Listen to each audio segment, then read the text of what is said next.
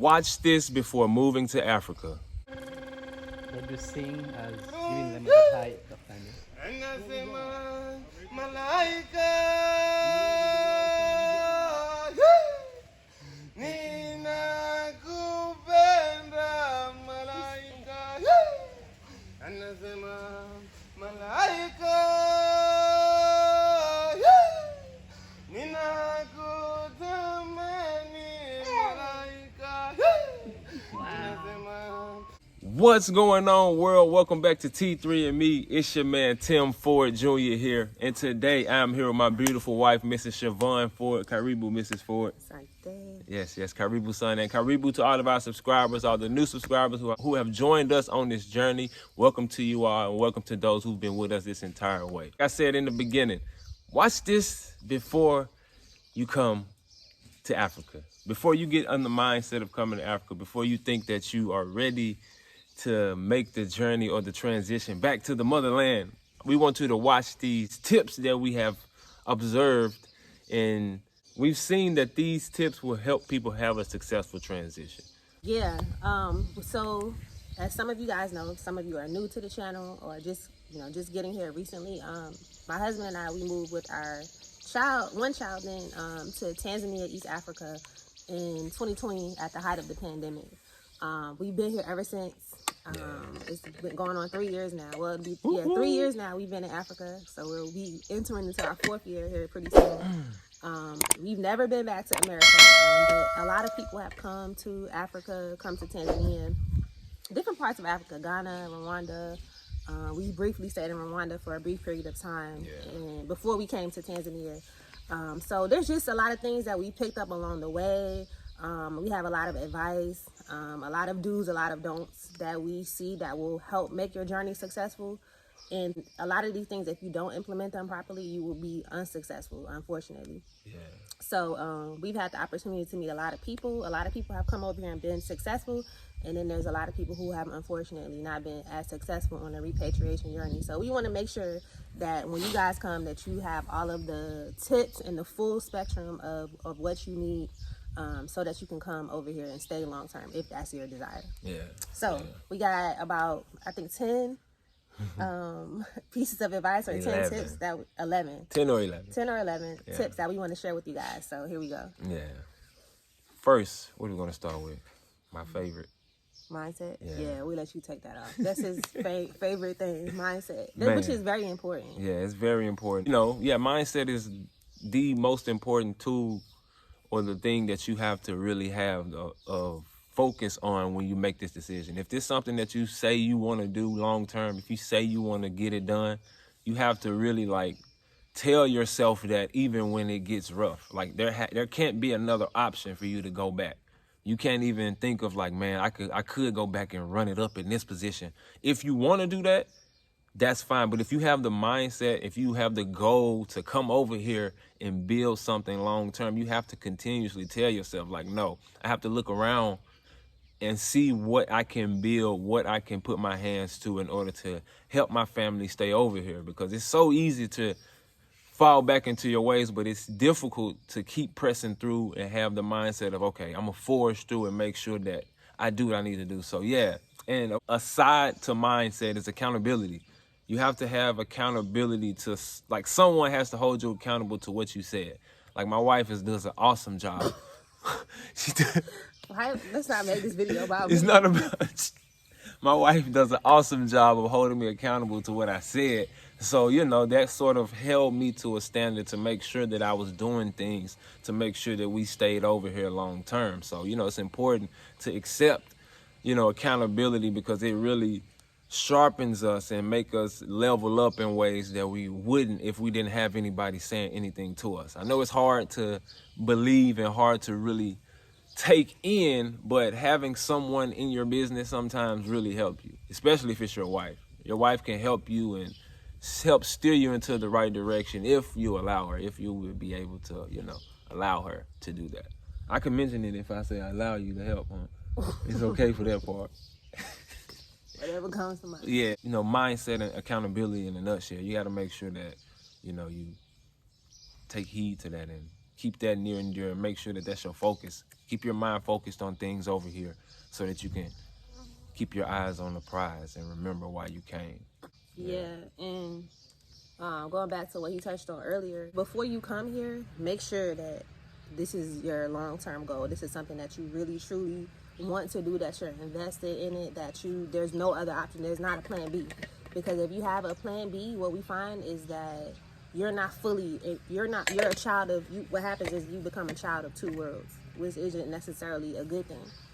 You still have like one foot in the door of whatever country you came from, and then you have one foot in the door of Africa. And so it makes it hard to really meet tasks head on. It makes it hard to look at things from a different lens. You kind of look at the glass as half empty instead of half full. Like your mindset is a little bit different because you still have something that your mind is not all the way fully in Africa. You're still worried about, like what's going on in America. Or I have to go back over there. I have to make some more money. I have my friends I need to go back to. I got to go do this. I got to go do that. So it makes it hard for you to really fully take on what Africa has to offer and to really meet the challenges with a positive mindset, because there will be a lot of challenges here. Everything is new. Everything is different. The culture is completely different. The language is completely different. And you really have to tell yourself, like, you have to basically erase your mind from everything you knew from America and don't compare, because that's another thing. Don't compare, because it's completely different. Like, you're coming from what they consider a first world nation, which I like to call a colonizer nation. You're coming from a colonizer nation where they stole all the resources of Africa to build themselves up to a first world country, and then you're coming to the place where they stole everything from that's considered a third world country, which I hate that term, but for lack of a better term, so we understand, it's like you're basically coming to an underdeveloped place, and so you're not going to have all of the amenities, you're not going to have all of the things that you're used to. Things are going to be done differently. The way people think is completely different. It's like night and day. And so oftentimes we find that people kind of over romanticize Africa, which I do think Africa needs to be romanticized because it is our homeland. But to an extent, we also still have to realize that, like I said, it's an underdeveloped nation as a whole right now. That's going to change. And so we have to come with the mindset that we're here to build, and we're here to put in place the institutions and places and infrastructure that we need to be successful. It's not here yet. So if you're someone you're not really ready to build, or, you prefer the conveniences and amenities of the West, then Africa in its current state is probably not somewhere you want to come to. Maybe South Africa, but then if you go to South Africa, you have to also take into account that you're allowed to have guns, and that there's an element of racism over there, just like America. So if you're coming to get away from that, the majority of sub-Saharan Africa is not developed to what we're used to. So keep that in mind when you're coming. And when you come, have a plan. You have to make sure that when you get over here, you have a solid plan of direction that you and your family are gonna go. You can't just come over here and I'll figure it out when I get here. No, that's the recipe for disaster. Yeah, you'll get distracted, and there's so many other things. There's so much going on, and then there's so many different avenues that you can take. So you'll be spinning your wheels trying to do so much unless you have a solid, concrete plan, and you just go with what the Most High put in you. Pray and ask for a plan, ask for which direction you're supposed to go, and it will be revealed to you. Because, if you fail to prepare, then you plan to fail. That's it. So make sure that you put a plan in place so you won't just come over here shooting in the dark, because it's there's a lot of opportunity for sure, but you gotta have the right mindset, and you gotta be strategic with your moves and use your energy, and make sure that you're moving in the proper direction. So plan things out before you make a move like this. Planning is so imperative. Planning and budgeting, we're going to touch on finances in a minute, but planning is so important. You can't just wing it here. I will just tell you guys what we did. So before we came, we had a business called FordsHerbal, which we still have. It's basically a herbal wellness business where my husband and he makes the vaginal steam boxes, and I make herbal products, and we sell them to clients. And I also offer herbal consultations. So we knew before coming here that we were working at the Nashville Farmers Market when we were still in America. And we knew that we wanted to take our business and open up a storefront here, a physical storefront here in Africa, because up until that point we had just been working at farmers markets and different like artisan markets, going to different shops and then like getting our name out there and everything like that. We had an online presence on our online shop as well as on Etsy and other platforms. So we knew before we came, like, okay, we're going to find a place and we're going to put our same products that we're making here, we're going to open it up over there. So that was one stream of income. And then we also knew that he was doing his YouTube channel, T3andMe, which at that point was largely focused on black fathers and black dads, like showing black dads how to properly love their children and be in the lives of their women, and how to like help women, help their wives when they're pregnant and things like that. So that's what the channel was largely focused on. And then when we wound up coming, so we knew that we would have income from that, from YouTube as well. But when we came here, the channel kind of like took on a life of its own. Yeah. But I said all that to say that make sure you have your plan in place of how you're going to be able to sustain yourself, what type of business you're going to open. Now, you may not necessarily have every single detail because you're going to have to tweak it to fit Africa and fit the market over here. That's another thing. Research your market, research your clientele, research where you're going to be getting your products and stuff from. Because it's very, very important that you come and open up a business over here. That's another thing. We're jumping ahead of ourselves. But yeah, make sure that you plan that, you know, like, okay, what is it that I'm going to be getting into? Am I going to be getting into agriculture? Am I going to be getting into tourism? Am I going to be getting into real estate? Am I going to be a retailer while I'm selling products? Like, what are you going to be doing? What's your plan before you come? Know that before you come, because if you don't have a plan to make income, even if it's working online, being a digital nomad, doing online work, because the online market is huge right now. But make sure you have something in place. Don't wait until you come here and then try to figure it out from there, because that's going to be a recipe for disaster. Unless you have like a lot of money saved up in your bank account and you're retired or something like that, then that's different. But if you're, under retirement age, then don't do that to yourself. Yeah, and not to even I don't want to over glamorize being a digital nomad. That takes some work, y'all. Some of these, man, it takes us sometimes like a whole day to upload a video. Depending on what area you're in and what internet money you have. So that's another thing. When you whenever you move, you have to find out what's the best internet in your area, so that we don't have the best internet here because we're using the internet that we used when we were in another area of Tanzania and we moved. So we need to figure out the good internet out here, but we haven't yet. So but you have to make sure that you're in, if you're taking that route, you got to make sure you're in a good position, because it takes a lot to be a digital nomad and do these videos and be consistent, and it's possible. But it takes a lot of work, and it takes a different type of mindset to tap into this. So, be ready if you want to do it, but it's definitely possible. And you have to have thick skin if you're going to be on the internet, because you're going to have critics and you're going to have people who don't agree and they're just so mad about what you're doing. So you have to be able to still ignore that and still press on forward with your mission. So if you're someone who like takes everything to heart, you have to kind of like toughen up if you're going to be on the digital nomad content creator route. Yeah. All right, so the next one up is, I guess we can continue on with the visa/business mindset. So we're going to touch a little bit on about how making sure that you're researching how to stay in whatever country you're going to be in long term. So the first aspect of that is making sure, one, you have to have a passport. I know that's kind of like, what? Like, everybody knows that, but no, some people don't have their passports. So first things first is you have to have your passport in order to get to the continent. And then you need to research the visas that are available in that country. So visas are basically documents that you get that allows you to stay in that country for a certain period of time. So that could be 1 year, 2 years, 5 years, 10 years, depending on the country. And you also have to look into permits. Permits are something that you need in addition to your visa. And permits, basically, you have residence permits, which allow you to live in whatever country you're going to be in for a certain period of time. And then you have work permits, which will allow you to work in that country for a certain period of time. So you need to go on whatever country's website that you're going to be going to and look at on their immigration website and look at the immigration policies, look at the visa that you're going to be getting, look at the permits that you'll need to stay in the country long term, and look at the cost. Because each specific visa or permit has a different cost associated with it. So make sure that it's something that you can afford.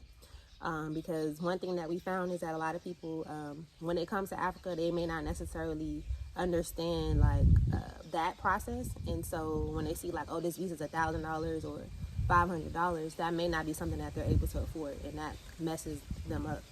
So make sure that you look into the visas and permits of the country you're going to be staying in. Make sure you know the cost, the price, and if you can hire a lawyer, that'll be your best bet in order to get that accomplished without having to like do it on your own and like be confused and trying to figure things out on your own. Unless you have someone in the country who can help you out, who's already been through the process, your best bet is to hire a reputable lawyer, which I'm sure someone can recommend one from you, because there's a lot of people who have repatriated to Africa and have been successful in their endeavors. So, in addition to that, I would say when you're looking at your visas, there's a lot of different visas you can get. So you have like student visas, business visa, retirement visa, volunteer visa. When you're selecting your visa, make sure you're thinking long term. We always suggest people to come and open up a business when they're coming to Africa, because at the end of the day, you have to be able to sustain yourself. And 9 times out of 10, it's going to be hard for you to get a job in Africa just because of the economy here, and a lot of the locals aren't even employed themselves. They have to work for themselves. So you're basically coming over here competing with thousands or millions of other people who also don't have a job. So unless you have like a specialty, or unless you land a job before you come, I wouldn't suggest coming over here trying to find a job. We suggest coming over here and starting a business, or else finding a job before you come over here. Just having a business gives you a lot of advantages in most of the countries, especially when you invest.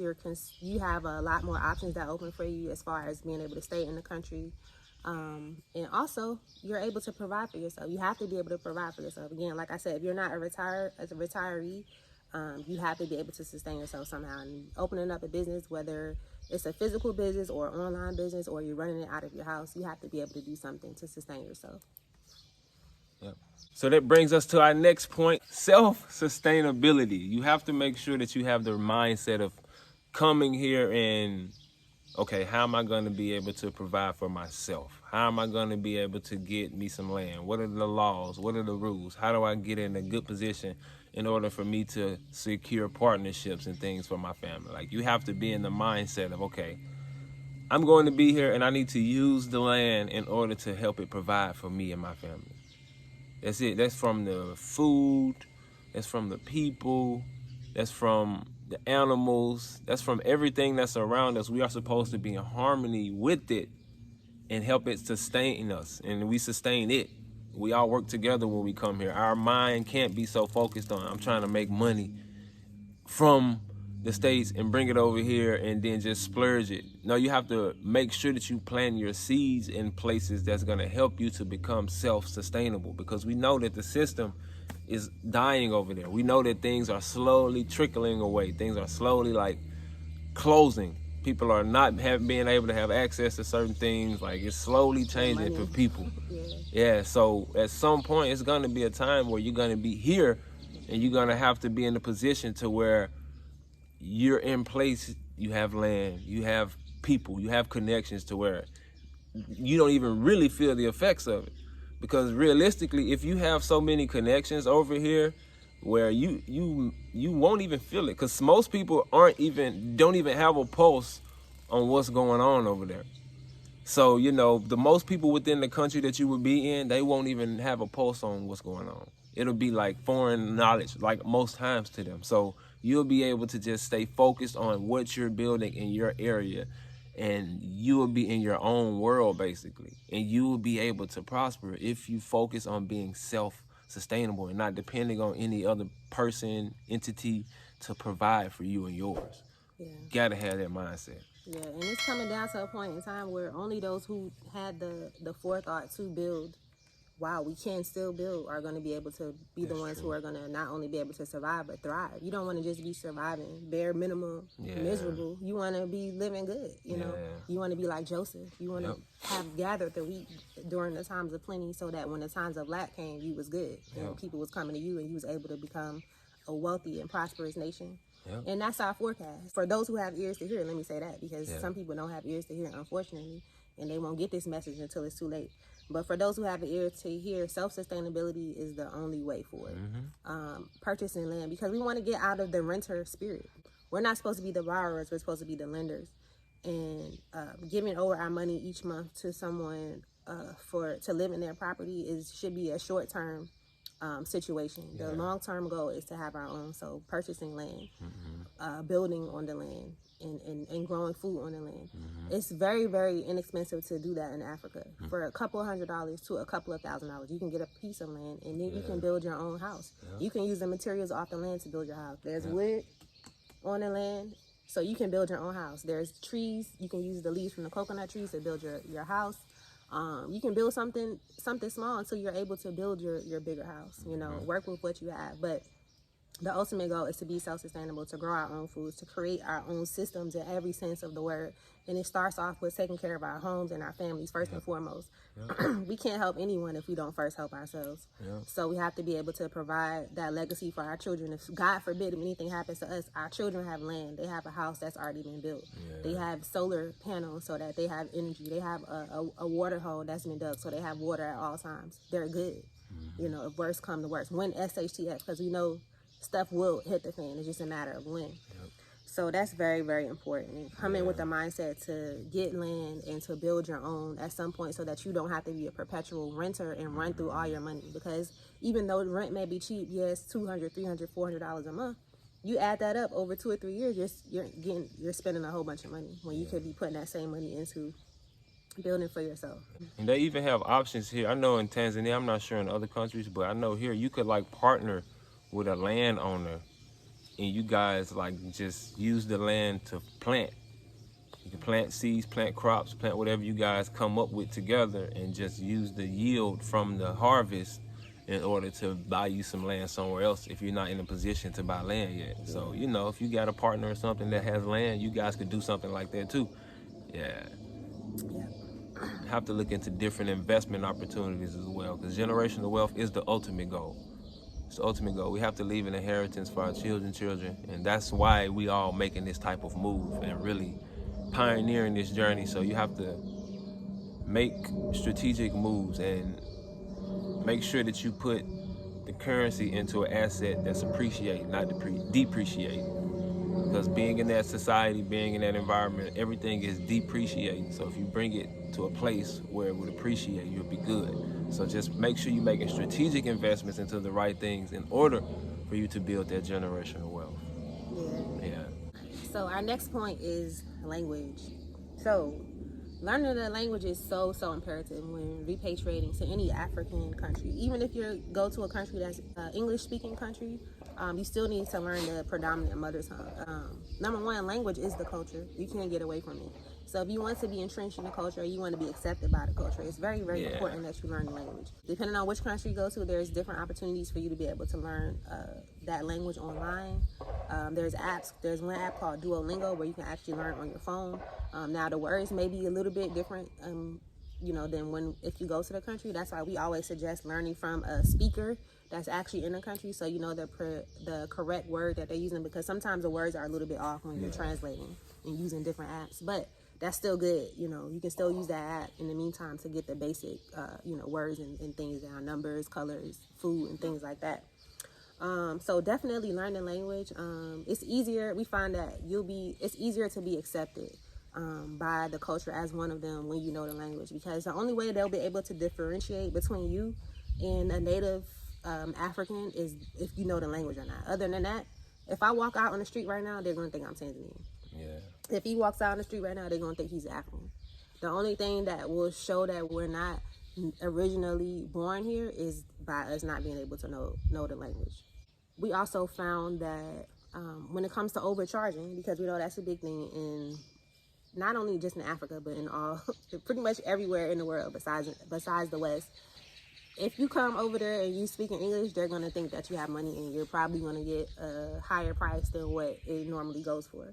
So if you know the language, that pretty much mitigates everything, because they're not going to give you a higher price because they think that you know the price. So if they think that you're a native and you're taking a bus ride and the bus is like 50 cents, they're just going to tell you 50 cents. They're not going to tell you $2 because a native would never pay that, and that's crazy. So definitely learn the language. It helps you to integrate into the culture more seamlessly.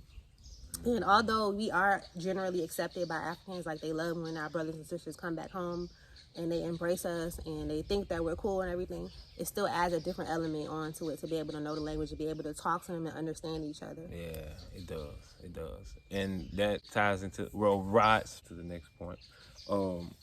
When you come here, it will be difficult if you don't know the language, and it will require you to have like a different level of faith to continue to push through this thing. You gotta have some faith that's out of this world to do something like this and come over here and do, try and put your family in a better, not even try, put your family in a better position. It takes some supernatural faith. It takes some faith that you're gonna have to stand in the dark for a few weeks, few days maybe, and just pat around and just trust the Most High still got you. Because it not only do you come over here and you get connections and you get to connect with people and you get to build with your brothers, but we have to remember there's an element of healing that we have to deal with as well. There's an element of us having to deal with that mess that we've endured for the past 400 years. All the pain, anguish, anxiety, frustration, anger, all of that is pent up in us from what we had to deal with as a people. So everything that our grandparents, great-grandparents, all that they felt and endured is within us. So a lot of that has to come out. A lot of that has to be healed. You have to come to grips with a lot of things. So there'll be some times where it feels dark around you, where you feel like, man, I don't know what is going on. Where is all this coming from? I thought I was good, but it's your faith being tested. In the wilderness, you will be tried to see if you're going to continue to stand strong on what he told you to do. You're going to be seen. You're going to be tested to see if you're going to be found worthy of the promise, worthy of, stepping into it, because it's not for the faint of heart. It's not for anybody. You really have to come with a pure heart. You really have to be healed. You really have to have a totally different mindset in order to make it long term over here and step into longevity, because it's not easy. You gotta have like strength from God to be able to endure. You can't do this alone. So you gotta have faith in this thing. Yeah, you gotta have your Abraham moment. Yeah. Like when the Most High comes and tells you to go, you gotta just be obedient. Like it's not gonna make sense. It's not gonna look like, what, I don't have enough money. Like, what, I just got this new job. What, my business is doing good. It's gonna be so many different reasons for you not to go. But when you drop your mindset and operate in the spirit, man, let me tell you, like the sky's the limit. Like, seek ye first the kingdom, and all these things will be added unto you. When you follow the Most High, He's going to give you everything, your desires of your heart, land, money, wealth, whatever it is that you desire, you're going to get it. Yep, guaranteed. So. And with that, you have to make sure that you associate with people that are of the same mindset. Mm-hmm. That's our next point. Associating with people that will help you get to that point. It's very important. Like when you see people that do things that's not of the kingdom mindset, that's not of the builder's mindset, that's not of progression, you have to steer clear of those type of people. If they want to talk to you about somebody, steer clear of that person. If they're not talking to you about how to help, if they're not talking about how, we could help this brother or sister out, man, steer clear of that person. Because it's just in that moment it's somebody else, but when they get to somebody else, it's going to be you. Mm-hmm. And then that continues to stir up strife amongst the community, and we don't really have time for that. Yeah. And you don't have time for it in your spirit, because you're coming over to heal, and that it pulls people back into pettiness and mess. I know us coming from America, we are accustomed to it. It's like people wake up and they need a dose of pettiness. Drama, reality TV. Yeah, you need, like, some people need it. So you have to really check yourself and know, like, I have to stop entertaining this. I have to stop, because it's bad for the soul. It's literally like poison. Like the snake is slowly putting its venom into you. Each time you gossip about somebody else, you turn yourself down. Each time. So you have to make sure that you're associating with people that's holding you up, that's trying to pull you up, that's not out doing things that's gonna tear marriages down. If you want to be somebody that's trying to build your marriage, you can't be with people that's not out here moving in that, the club, doing things that's not right. Mm-hmm. So you got to make sure that you associate with the right people, man. When red flags come, we as men, we know when some people are tripping. Yeah. Hey, Naya. Hey, I'm over here. Wow. What did that little girl want? Man. So we know when some people are tripping, so make sure you associate with the right type of people that is going to continue to help you build. That's key. She's cute. Look at her. He's taking the eye back to our nanny. But yes, associates, watching the company you keep. Because you know the famous saying that our grandparents and all of our parents used to tell us, watch the company that you keep. And that birds of a feather flock together. Even if you're a good person and you come with pure intentions and you come with that mindset to really be here, if you surround yourself with individuals who are always complaining about everything, every little thing is wrong, they never are, there's always like everything is negative, which is not to discount negativity and bad things happening here, because that does happen. People do get stolen from here. People do get overcharged in Africa. People do get scammed in Africa, just like anywhere else in the world. But always highlighting the negativity and complaining, that will put you in a spirit to where you begin to doubt, you begin to have fear, you begin to operate from a place of fear as opposed to a place of faith. And that can really deter you on your walk, and that can really actually send you back to where you don't want to be back at. So definitely watch the company you keep. Stay away from those who are always gossiping and talking about people and they don't have any solutions of their own. Surround yourself with people who are solution-based, who actually came here with a mindset to build. We understand the challenges that Africa has. We understand that it's underdeveloped, that there's infrastructural issues, there's issues with electricity running all the time. We understand the problems that we face in Africa. We came here to build. So we don't need to focus on the negativity. We have to focus on the solutions to combat the things that we see that is wrong. All of us, Native Africans, diasporans, those who are from America, Europe, anywhere. If you're of African descent, it's all of our fight to work together to rebuild Africa into the Africa that we want it to be. Since we're here, gotta show y'all some of the products real quick. This I'm not your body ready. I'm not your body. Yeah, natural product. Not your body. Yeah. Not your body. Yeah. Yeah, Come closer. Come. Busy Beachy. And yes, I'm back, y'all. I had to go and handle my daughter and a whole bunch of other things happened in the mix of that. But we back, all right? Yeah, in this fight, we all need each other. We all need each other, and we all need each other to be at our best. We can't have anybody. One weak link can really ruin the whole thing. So it's important that we come over here and we tap into our best selves and tap into, which is going to take us into our next point, tap into your creative side. You have to be able to tap into your creative side and think outside of the box. You have to not see the world in the way that they forced us to think. You really have to look at things for what it really is and really examine your situation and really think of ways to be of benefit to the society or the culture that you're going into. You got to think of ways to be able to support something that's already in place.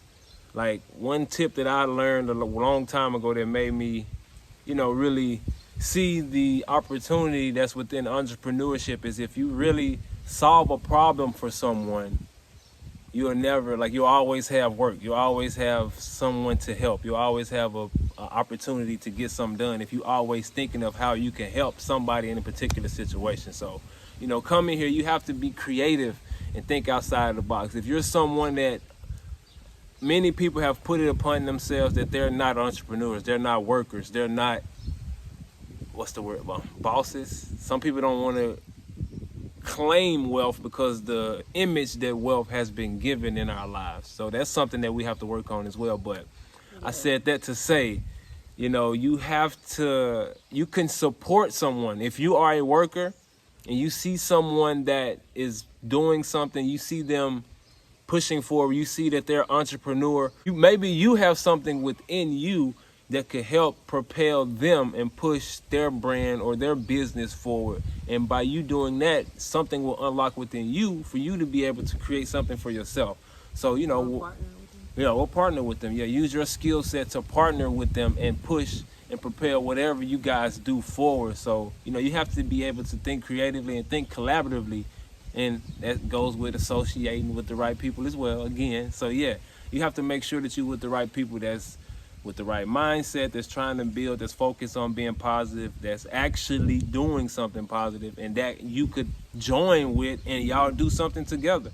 Because there's no point in wasting time over here. We made it out of hell and escaped to make it to here. So it's important that we think outside the box and be creative with the resources that we have.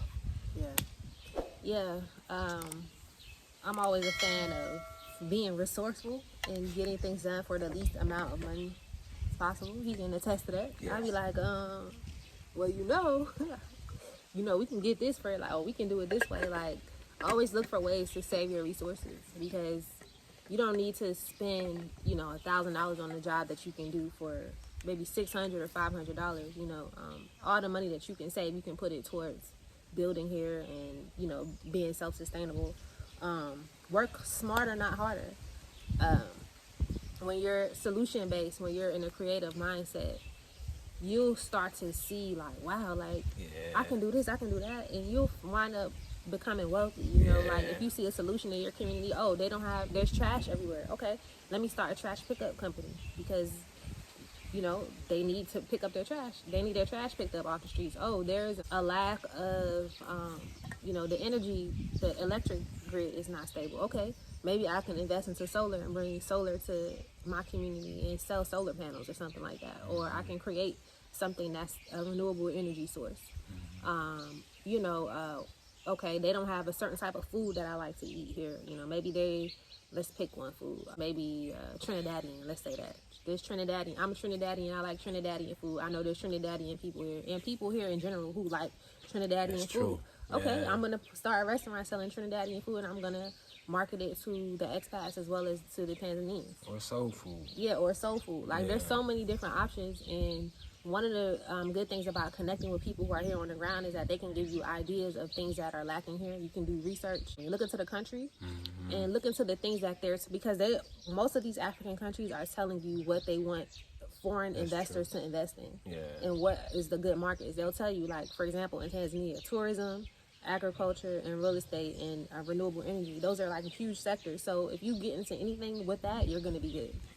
Look into the country and see what are their imports, what are their exports, what do they sell, what do they have a lack of, what do they have a need of.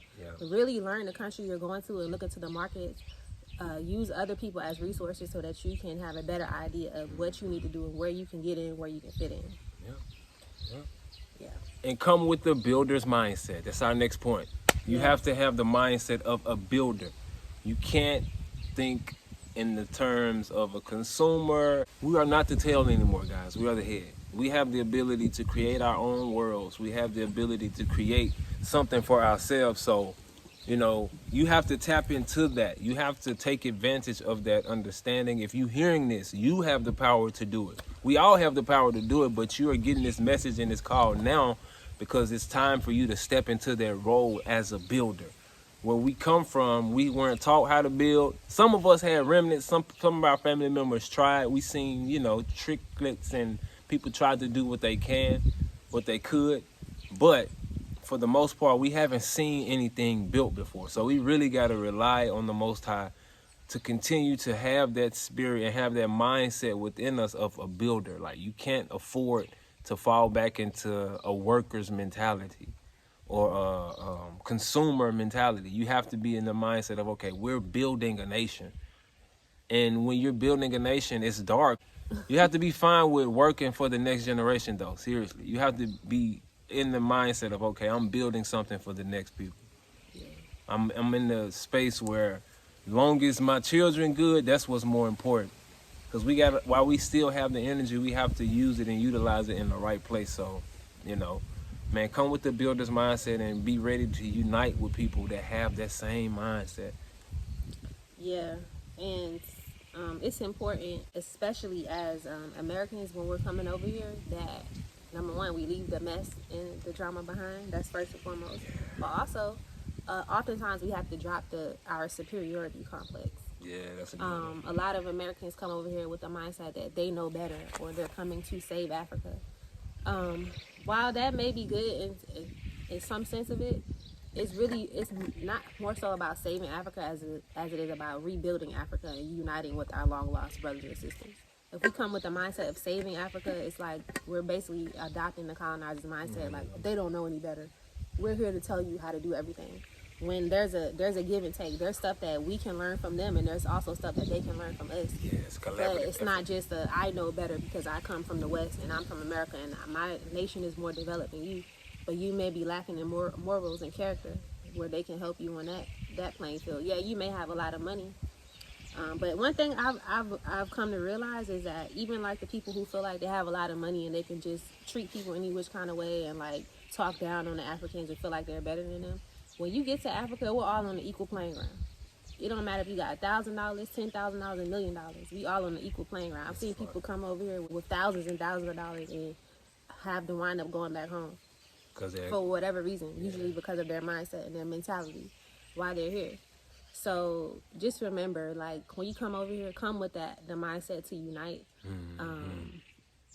Look at the principles of unity and community building and self-awareness and all of that, self-determination, really like doing for ourselves and uniting for ourselves, because no one's gonna help us rebuild Africa. Nobody. The Europeans aren't coming to help us rebuild Africa. Americans for sure is not coming to help us rebuild Africa. If anything, they're coming to rape and pillage and keep mess and keep wars and keep terrorism groups and stuff funded and going on so that they can steal the resources from underneath our noses while we're fighting each other. That has been their greatest asset, is to keep us divided from each other and fighting each other over any little thing. Over religion, skin color, doctrines, he said this, she said, just anything you can think of.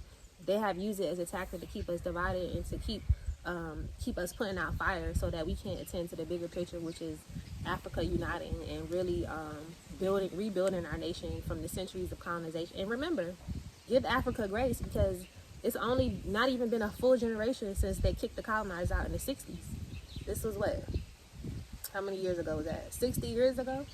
That they, in the 60s was when they started kicking the colonizers out of Africa. And there's still elements of neo-colonialism. Colonization never fully ended, but they kicked them out in the 60s. So we're not even one generation removed from that. So there's still a lot of work that needs to be done. And remember, we haven't been over here to help them. We've still been in America fighting the fight in America, and they're over here fighting the fight here. We're divided. We have to come together and fight collectively on our homeland, in our homeland, for our homeland, and understand that we are the people that will provide the solutions and the resources to rebuild Africa. We can't continue to complain about everything. We know the problems that Africa has. Everyone's well aware of it. We've seen the stories growing up of the people starving, the terrorism groups, and all that stuff. We see all that stuff that's going on. We know what the problems are. Now it's time for us to be solution-based. You gonna do something about it or keep complaining about it? Right, because if you're not part of the solution, you're part of the problem. Yeah, so, you got a choice, man. Come and have a builder's mindset and unite with the people, and don't try and act like you better than people, because we all need each other. We all need each other. No matter how much we try and run from it and try and pretend like we don't, we need each other, bro. Yeah. Especially coming over here. Yep. Yeah. And so that leads us into our next point, which is finances. Finances. That's the monkey, the elephant in the room. Nobody wants to talk about this part. We're the type of people, not us, but as a collective, our people, we are afraid to talk about money. We don't like to discuss money. We don't like to really get into the details of it, because the spirit of poverty has been put onto us as a people, and a lot of people just hold on to it and don't want to let it go. But coming here, you have to change your mindset when it comes to money, when it comes to finances, when it comes to receiving, when it comes to planting, when it comes to making money. You have to change how you look at all of that in order to be successful over here. Of course, you have to come with a nice nest for you to be able to put yourself in a position in order to move properly. But in regards to receiving and tapping into wealth and really having the mindset of being able to know what it means to acquire wealth, it takes a certain level of oomph, and it takes a certain level of really work that you have to do. It's not just coming with your money and putting it somewhere and it work. You have to still study and figure out finances, figure out the principles that come with making money grow. There's a lot that goes into learning finances in order for you to be successful. Yeah. This could be a whole nother video. Man. But we'll touch on it because honestly, finances is the main thing that causes people to not be successful in their repatriation journey for a number of different reasons. One, it could be that they had unrealistic expectations. Maybe they came over with, just like a little bit of money and they thought that they would find a job here. We already touched on that.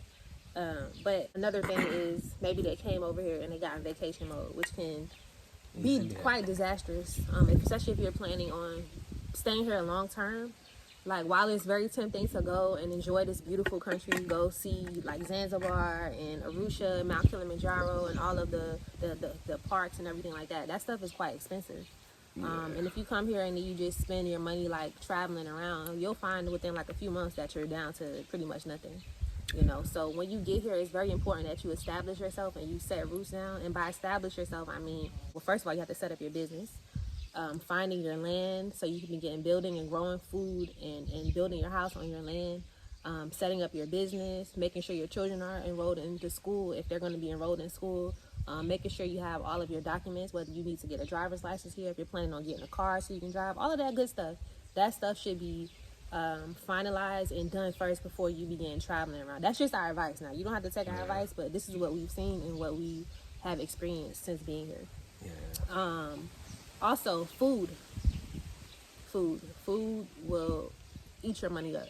Literally. And by food, I mean going out to different restaurants.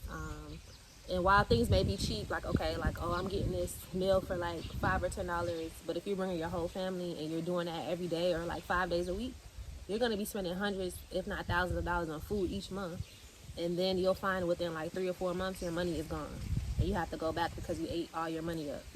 So really focus on cooking, which is what we should be doing anyway, because we need to be knowing what's going in our food, who's growing our food. And if you can grow your own food, that's even better. But I know you can't do that right away. You have to ease into that. So initially, shopping at the local markets would be our suggestion, because you can get things for a lot cheaper and you can get a large quantity of it, and it's usually organic, especially if you're getting it from local farmers. Avoid shopping at the supermarkets if you can. The only thing we'll get at the supermarkets is like things we can't get at the market. So maybe like something that's frozen or a household item or something that we can't find at the local markets. But the staples: rice, beans, onions, okra, carrots, all fish and chicken, cow, beef. All that stuff you can find at the local markets for very, very cheap. Like, you can buy a whole chicken for like $4, you can get a bag of rice for less than $1, a big bag of rice. So just try to stretch your money. Don't spend a whole bunch of money on food and tourism right away, and trinkets and things of that nature, because that's where your money will go. When you get yourself established, that's awesome. Go ahead, explore the country, travel. And if you have the money, if you're balling, then hey, the world is your oyster. But for those of us who came from, like not much, meager beginnings, and who, we're living paycheck to paycheck, or maybe we're just getting by, or just had enough money, maybe middle class, definitely budget and finance your money properly. Make sure you know what your budget is for rent each month, and also be realistic too, because if you want like a really nice house with air conditioning and you want a generator so that the power never goes out, and you have to have like all of your toilets have to be like the European style toilets, and you have all of these things on your wish list, which is fine, then you may be paying a little bit more. You may be paying the upper end of the hundreds as opposed to the lower end of the hundreds for your rent. So just be realistic about it. You can find a really nice place. We've never paid more than $400 for rent. You can go check out the house that we first moved into. We only paid less than $400 for that huge big house. So it's definitely possible and it's definitely doable. Just make sure that you're budgeting properly. And as the scriptures say, what man buildeth first without first counting the cost? Count the cost and make sure that you have enough money for the things that you need to do. You have enough money. You have money coming in to sustain yourself, and you're not running through all of your savings that you brought over here. And in regards to finances, your mindset is important with what you say with the money that you have. A lot of people like to say they are broke. They like to keep speaking that over themselves. It's important that you don't speak that over yourself anymore when you come here. even now, even before you come, if you haven't made it yet, stop saying that you are broke. Like, you're saying it and continuing to put that onto yourself and continue to let the money go in other places. If you say I am wealthy, if you keep saying I have abundance, I live a financially free lifestyle, like you can speak those things into existence too. So, it's important that you speak those things to yourself, and as you on your journey and you get those moments where you feel like there's lack in the moment, you have to remember, like, okay, no, I have wealth, I'm wealthy. It just haven't hit my bank account yet.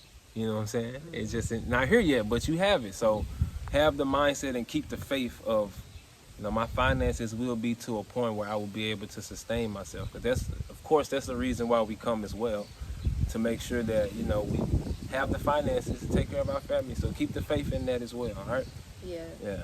And also, the last thing on finances is to invest.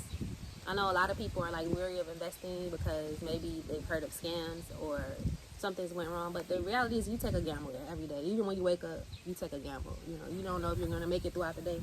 So the scriptures tell us that you should invest, and I'm going to read Ecclesiastes 11:12 says, invest in 7 ventures, yes, and 8.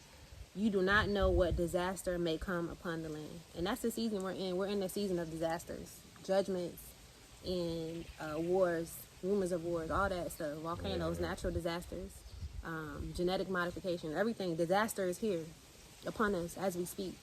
The scripture says for you to invest in 7 or 8 different ventures so that if disaster comes, you're good, you're set. And so we are having our investors roundtable, and we'll plug it below. But even if you don't invest with us, invest in Africa.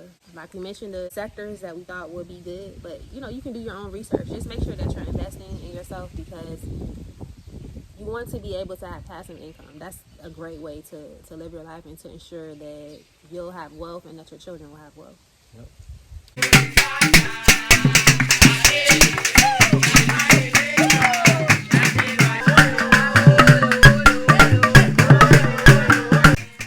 Since we're here, we want to invite you guys to our next Investors Roundtable, which will be August 25th. If you missed the first one, you definitely don't want to miss this one. The purpose of this event is to help pave the way for the return of the diaspora and build generational wealth and safety through investments in agriculture, real estate, and tourism here in Tanzania. We also will be discussing tangible pathways for you to stay in the country long term. It's time to unite and turn our dollars into wealth and assets as we rebuild our nation. The link to register for this event is on our website at t3andme.org/events. And our last point, last but not least, this is like the most important point, is faith. Having faith, being steadfast, because let's just be honest, it's not easy being a pioneer. It's not easy coming here and being the first of your family, the first of a nation, the first of generations to come back to the homeland and rebuild, like truly rebuild and set our roots here and raise our families here. So the main thing that you'll need to endure and to make sure that you have longevity is to operate by faith. Even though things may look bad, you may wake up, you may have your account is locked, or your account may be flagged for fraud, or the electricity is out today, somebody scammed you, whatever it is. Just think of any scenario, and the only way for you to be able to get through that and to not give up hope and feel dejected and feel like, oh man, like I'm just gonna go back to what I know. It's to operate in faith, because if you operate by faith, you're not operating by how things look in the natural or how things look right now in this present moment. You understand that this is just temporary. This is just a trial. This is just a test. This is just a temporary situation. And at the end of the day, I'm going to fulfill my promise. He told me to come over here, so I know he's going to keep me. He told me to come over here, so I know he's going to make sure that I have wealth to pass on to my children. He told me to come over here, so I know that I'm going to be able to have a house. I'm going to be able to have a land. I'm going to be able to have a business. I'm going to be able to be a digital nomad. I'm going to be able to do all the things that he promised to me. I may not have it right this very second, but I will have it as long as I continue to stay consistent and work towards the things that I need to work towards. And that's very important, is staying consistent. Because a lot of people, they get here and they go strong for like a few months or even a year, and then the fire dies out of them. Like they let the things of the country and the negative things of the country cause them to falter and to waver from what they were told to do and what they had initially set out to do. So just continue to walk in your purpose and walk in your calling. If he told you to be over here, then he's going to bring you through. We've had a lot of setbacks. We had a lot of challenges. We had a lot of obstacles we had to face here. But we're still here. We're still alive, as we like to say. We're still alive. We didn't die. So it's okay. It's possible. There will be challenges. There will be setbacks. But you just keep the faith. Yeah. Keep the faith and don't give up and don't allow the darkness to overtake you. Even when your mind may get clouded with crazy things, man, your mind will get attacked over here. If you, your mind will, a lot of stuff gonna come up in your mind where you're like, okay, is this really what's going on? You're gonna have to hold fast to the word of God, hold fast to what he told you to do. And remember, like, bro, it ain't easy being a pioneer. Nope, it's not. It ain't It's easy. only for the strong. The weak is going to be eaten up and spit out. Yeah. You have to be strong. Yeah, you gotta be strong. You have to not be a rebel. Don't be a rebel, and you'll get kicked out of here. Yeah. If you don't heed to what the Most High tell you to do, and you over here acting out of order, you know, you doing things that's out of line with what he's telling us to do. Yeah, man, you're gonna get spat out. We've seen a few people get spat out for acting crazy and doing things that's And out of being order. Whorish. Yeah. Listen, we need to talk about that, but yeah, don't come over here. Don't go crazy when men are women. You know, even if you're single, like, I'm not saying don't go out and explore and have a good time, but don't go crazy. Don't just be out here sleeping with everybody, especially if you're married, because that goes on a lot too. A lot of the married men specifically are, you know, just sleeping around. So if you find yourself, well, you're not going to find yourself in that situation because you're watching this video now. But don't put yourself in a bad situation to where you can mess up your family and you can mess up your bloodline by doing those sort of activities, because you will face the consequences of your actions, whatever that may be. Yeah. So just come and do the right thing, y'all. Yeah, man. Please get the lust in order. Please, y'all. I've seen many. I was just talking to a brother the other day, and he was like, bro, he literally he was like, man, you about one of the last ones standing, bro. Like, he had to admit it out of his own mouth. Like, yeah, even me, I tripped and made a mistake. Like, so I've seen lust mess up men, bro. I've seen it mess up families. So I would strongly recommend and urge that you guys deal with the spirit of lust and understand that you can overcome that. You don't have to have sex with every woman that you see or every man that you see. Especially being married. Yeah, especially. You shouldn't even be thinking about that. That shouldn't even be an option. Yeah, it shouldn't even be a thought. But if it is, you got to fight it. You got to get that out of you. You got to figure out how you going to get that out of you. Lust is never satisfied. So fight it and don't let it overtake your family. And like she said, your bloodline. We doing this for our bloodline. So you got to fight that spirit. That's the one that holds a lot of our families back and down. That's the one that's really, like, I've noticed that's the toughest one for a lot of our people to overcome. The anger and their lust. I was just getting ready to say, we got to touch on that too. Cause Yeah. the anger, like fighting with your spouse, like that's another one too. You know, and we've fallen prey to that. You know, like fighting with each other. Because the enemy wants you guys to fight with each other to get you off your mission and to have you thinking about, you know, like something opposite of what you've already been told. So fight that urge to when you ready to fight with your spouse, just go in the room and pray and talk to God. Tell God, look, man, this man done did X, this woman done did XYZ. I'm about to, like, whatever it is that get it off your chest, talk to the Most High. Don't call people in the diaspora, you know, your friends from the diaspora, because a lot of times y'all won't even be friends 6 months from now, and then, you know, they'll be trying to use information against you because you know, try to confide in them about a situation that's going on in your marriage, and they're using it against you. So just talk to God. Like it says, talk to God about it.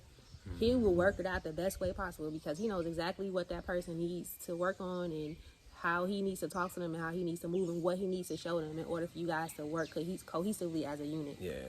Yep. So And that's a part of it. Just to touch on that a little bit more. A part of the wilderness is you and your spouse coming together and, like, meshing more. Really, like, going through the hard things to come together. So when we transition from America to here, there's things that we don't even know that we have to deal with that come up. So, you know what I'm saying? We have to be mature and understand. I know for us as men, for sure, we have to have... I'm really starting to understand why they say that women are the weaker vessel. Not saying that they're weaker as in, like, a bad thing, but they need our help in and things that we can see, man. Like, we have to really tap into that as men. I know a lot of us like to, man, she tripping. Let me throw the towel in. I'm good. She doing too much. But we really can't do that because we signed up to really take care of the baby within our women. And when we get here, all of the hurt and all of the pain, all of the trauma that your wife has went through is gonna have to come up. And you're gonna have to be man enough to sit in that and deal with it and help her come through it. That's just really what it is. Like, everything is gonna come up. Even in you, she's gonna have to sit there and deal with what you come up with too. So you gotta sit there and like, okay, I know what this is, and we just gonna have to suck it up and get through this. And a lot of times, even within, our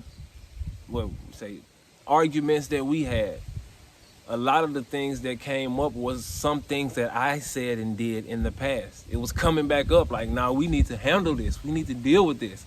And at first, me being in my immature thinking like, oh man, she tripping again. I thought we was good. Where's this coming from? But now that I've been through it and I understand my role and I'm understanding things more, I know like, okay, no, you have to deal with that and nurture that and tell her and really give her the assurance that it's not going to happen again. We're in a new place and things are changing, all that type of stuff. You have to really be empathetic. We as men have to tap into our empathetic side when we come over here and know like you're having to empathize with the brokenness in your family. So man, put your big boy boots on. It's time when we come over here, it's time for us to step into that role as husband, as leaders, as men in our houses, without the distractions of the West, without the distractions of your wife going to be able to hop on a show and y'all not talk about things, or you be able to go and watch something and y'all not talk about things. All of that is going to come up. So you got to sit in it and deal with it if you want to be successful over here. Yeah. Yeah. And like Pastor Darby said, we all crazy. We all Man. crazy. Men crazy, women crazy. We Yeah. all are products of 400 environment. years of captivity, 400 years of colonization, 400 years of rape, murder, genocide, all of that stuff. So we all are a little bit crazy. And we all have things that we're working on. And that's the beauty of being in Africa, is that we all have our healing journey that we are embarking on and that we need to continue to embark on. We are healing mentally, psychologically, spiritually, emotionally, physically. We're healing on all different aspects, and we have to come to a place where we can heal at. This is the optimal place to heal at. You look around, you see the sunshine, the trees, like you're in nature, you're surrounded by people who love family, and yes, they have the different ways about them that aren't necessarily the right way, but don't we all? But you're in a place where you can really heal and you can really work on your relationships, work on your parenting, work on your marital relationships, work on your relationship as a brother or as a sister, all different aspects. And so come with the mindset to heal and to really work on yourself first and foremost, because if you're focusing on, like everyone else and what this person is doing wrong and they didn't do this and they didn't do that and being a critic and being a whatever, you can't heal yourself. And that's where the true beauty lies, is when you're the healed version of yourself. You can operate on all aspects to your capacity. You can really harvest the souls and win souls and walk in purpose to your fullness. But you have to heal first, and you have to get into a place where you can heal. Yeah. And you got to be man and woman enough to admit that you got to heal. Some people don't even want to admit it. They want to keep acting like they good. Bro, we all crazy. Yeah. We all messed up coming from over there in some way, shape, form, or capacity. So, man, if you got you a rider, man, y'all ride it out through y'all crazy times. You know what I'm saying? And make it to the other side. Don't let anybody make you feel less than because you're healing and you're, whatever. Yeah. Yep. Oh, speaking of that, we about to be at 6 years marriage. Oh man, our anniversary is tomorrow. Our anniversary is coming up tomorrow, guys. So we made it to 6 years of marriage. Oh wow! Shout out to God for that. Yeah. It doesn't feel like 6 years. It feels like one, maybe a few months. It's crazy how fast it went by. But yeah, it's been a lot of growth and a lot of learning and a lot of maturing on both sides. And we've yeah, man, I'm just grateful. I'm grateful for you as a wife. I'm grateful that we are building something. And I'm grateful that I stepped up to the plate and decided to, go after you and make you my wife. So I'm excited about the future and what we're doing. Thank you. You're welcome. You're welcome. I'm happy to have you. Thank you. Wow, how do we get? We got into Right, a whole marriage yeah. counseling session, but yes. Hope that y'all. helps someone. But yeah, y'all, if you made it to the end of the video and you haven't hit the subscribe button yet, I don't know what's wrong with you. Why you did, go ahead and hit the subscribe button. Yes, thank you for the love. Thank you for the support. Thank you for the donations that's been sent our way. We don't take it for granted to those who's been showing us love and supporting us on this journey. We appreciate the prayers, the well wishes. We appreciate it all. We don't take it for granted. All right, thank y'all for that, okay? And yes, if you're interested in making the transition over here to the motherland for yourself and your specific needs and your family, we offer repatriation consultations for those who need help. We will sit on the phone with you for an hour and answer all of the questions that you need to get you help so that you can make a smooth transition. Point you in the right direction. Yes, connect you and put you in the right direction so you can be good and your family can be good, all right? So yeah, take advantage of that if you're interested. You can reach us at t3andme.org, and we will have that link in the description box, all right? And yes, if you're interested in getting healing from the inside out before you get over here or when you get here, my wife offers herbal consultation for those who are interested. So she's a licensed herbal practitioner, so she has the wherewithal to be able to help you and give you the herbs that will help any situation that you're dealing with, any ailment from any ailment. I don't even have to go down the list. Anything that you're dealing with, she has the capacity to help you with it. So if you're interested in getting a consultation for that, the link will be in the description box as well, all right? And also, if you're planning to move or visit Africa in the near future, we have a Repat Travel Guide, which is basically a list of the items that we think that you should bring with you so that your transition can be a little bit smoother when you do come. And lastly, our Swahili course will actually be opening up for pre-enrollment this week. So make sure you guys pay attention and watch our community tab because we'll be dropping that information here pretty soon. The course, the actual Swahili course, will actually be beginning next month, the end of September. So stay tuned for that. Also, if you are in Tanzania or planning to visit Tanzania, make sure you drop by our Herbal Wellness Center, which is located at Shoppers Plaza in Mbezi Beach, Busy Tanzania. Beachy. Mbezi Beach. Karibu. So yeah, that's pretty much it, guys. We hope that these tips will help you guys to have a smoother journey and a smoother transition because this is the first time that we are coming over here in mass. This is the first time as a nation. We've had small pockets of groups of people come here and there throughout the century, but this is the first time in mass where large numbers of African Americans, and not even just African Americans, but Africans who are scattered throughout the diaspora are returning back to our homeland. So we all need to work together and to do our different roles and carry out our different tasks so that we can have this thing moving like a well-oiled machine. Yep. We all have a role to play, and we all have a purpose to play in this revolution, in the repatriation of us back to our homeland, back to our fatherland. Yep. So yeah, we're looking forward to working with those of you who have an ear to hear and who are interested in working and building in Africa. Karibu sana. Karibu sana. Stay focused. Let's heal and let's build, all right? Y'all be safe out there. Love y'all. Love y'all. Shalom. Peace.